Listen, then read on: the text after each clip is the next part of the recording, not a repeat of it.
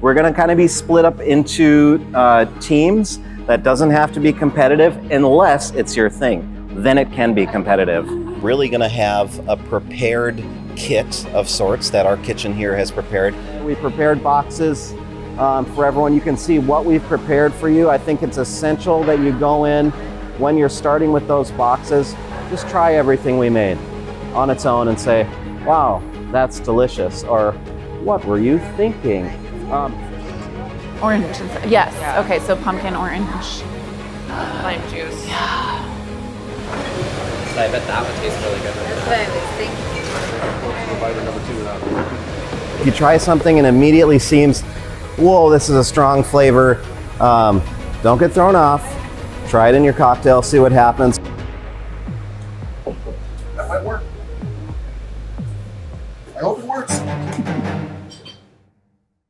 My name is Anton Jimenez-Kleckel. I'm the kitchen manager here at Vikre Distillery. I've been here for the better part of 8 years and slowly found my way into the food science side of it and the menu creation. It's a tall order to develop any sort of refined menu within a tight window of even a week is a really tall order.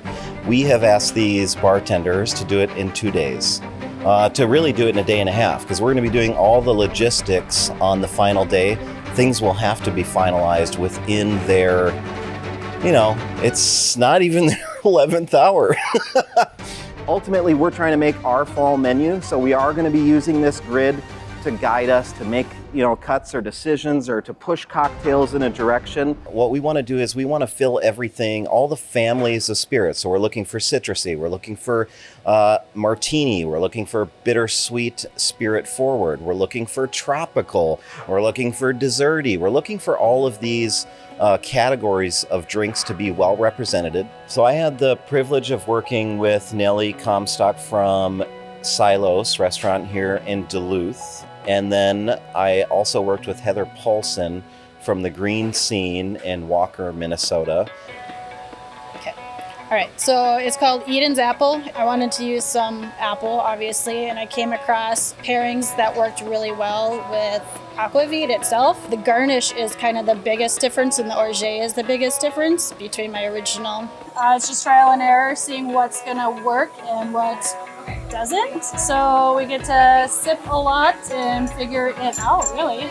It's going to have very herbally notes and spruce gin with grapefruit juice to bring out the gin. I'm going to garnish it with a beautiful fresh rose flower of some sort with maybe some rose water. So that's kind of what I wanted, but I didn't know how to do that. So I just emailed Anton and I said, hey, can you just add 2 more ingredients to that cocktail list? Can you just throw in some charcoal that I can mix and make a cocktail black, and maybe some organic fresh rose petals? And boom, boom, boom. That's how that happened.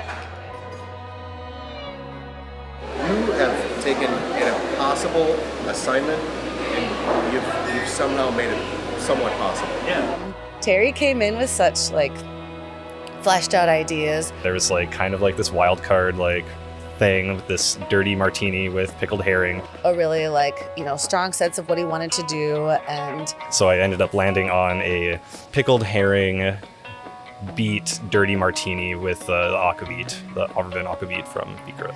Dan had a few loosey-goosey ideas, but really creative and had a vision. Negroni idea featuring Boreal Gin, featuring Amaro Superiore, and your Taco Night Vermouth.